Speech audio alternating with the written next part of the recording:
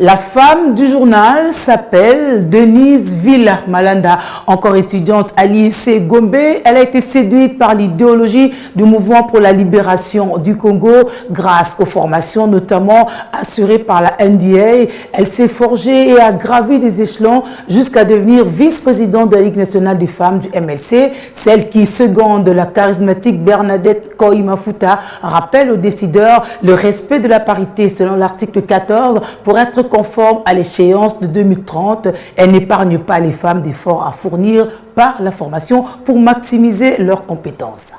L'autonomisation de la femme, quand la femme est indépendante, elle est autonome. Si la femme est dépendante, elle n'est pas autonome. Généralement, nous voyons ici en RD Congo, les femmes aiment plus être dépendantes de tierces personnes.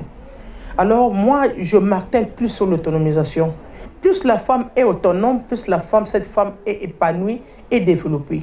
Quand la femme est autonome, elle contribue aussi au développement de sa communauté, pourquoi pas. Mais quand on n'est pas autonome, on est dépendant de tierces personnes et ça bloque à l'épanouissement et au développement de la femme. Donc voilà pourquoi moi j'ai beaucoup aimé ces thèmes, d'autant plus que ça revient pour la deuxième fois. On avait utilisé aussi les thèmes de l'autonomisation, c'était je crois en 2012. Et comme les thèmes reviennent, c'est que quelque part il y a des couacs. Nous remarquons la femme congolaise n'a pas l'idée, n'est-ce pas, d'entreprendre. La femme congolaise n'a pas l'idée de pouvoir s'auto-prendre en charge.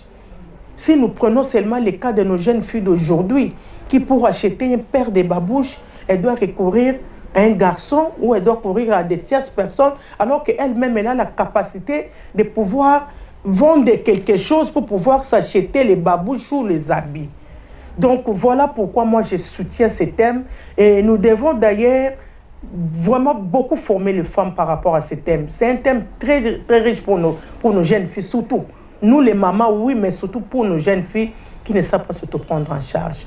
Donc voilà d'ailleurs le MLC va organiser d'ici le mois d'avril des formations par rapport justement à ces thèmes. L'autonomisation, on doit apprendre à la femme comment faire des gâteaux, comment faire des yaourts, comment faire... Nous allons vraiment former la femme du MLC à beaucoup de choses, justement par rapport à ces thèmes. La femme doit être formée. Si on ne la forme pas, la femme reste miouette. La majorité des femmes qui viennent dans des partis politiques, n'est-ce pas, pour chanter, pour danser, pour le président, nous voyons ça. Hein.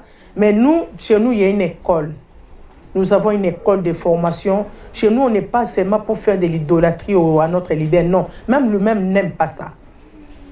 Notre président veut que la femme soit quand même responsable. Elle veut que la femme occupe quand même une place de choix dans notre pays. Moi, je dis toujours que nos décideurs puissent quand même respecter la lettre de l'article 14 de la Constitution qui parle de la parité.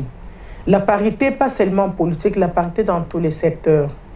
Dans les secteurs de l'éducation, dans les entreprises, dans des marchés, en politique surtout. Parce que nous remarquons que c'est comme si nous sommes en train de stagner. On n'a pas encore atteint notre objectif. Alors que le défi est de voir en 2030, l'horizon 2030, la parité soit respectée dans tous les secteurs et dans le monde entier.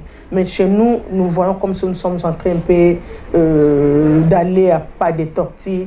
À peine nous avons 27%. Quand est-ce que nous allons atteindre 40%? Et quand est-ce que nous allons atteindre 50%? Alors que bientôt là, nous allons atteindre 2030.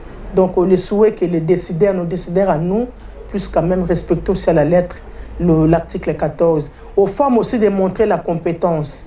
Nous devons aussi montrer la compétence. Si nous parlons de la parité aussi implique la méritocratie et la compétence.